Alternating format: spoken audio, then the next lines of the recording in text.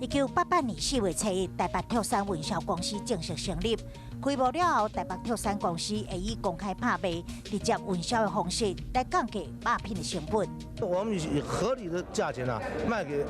我们台北市的肉商他能够买到在我们台北市最便宜的猪。台北拓山公司会加强推广卫生的电载冷冻肉，以70座公用市场为据点，来改变大众介意温体肉消费习惯。这种行动电话现在虽然只可以安装在汽车上，但是经过进一步的改良之后，它就可以成为轻巧型的携带式电话或是大哥大。1991年4月7日，我国工业技术研究院成功研发出旁受式汽车行动电话，这种电话有音量控制、设定密码、免提话筒挂号等多种的功能。伫旁受行动电话完成了后，下一步就是要研发更加轻薄、更加细数位式的无线电话，让我国紧进入随时当个人通话的时代。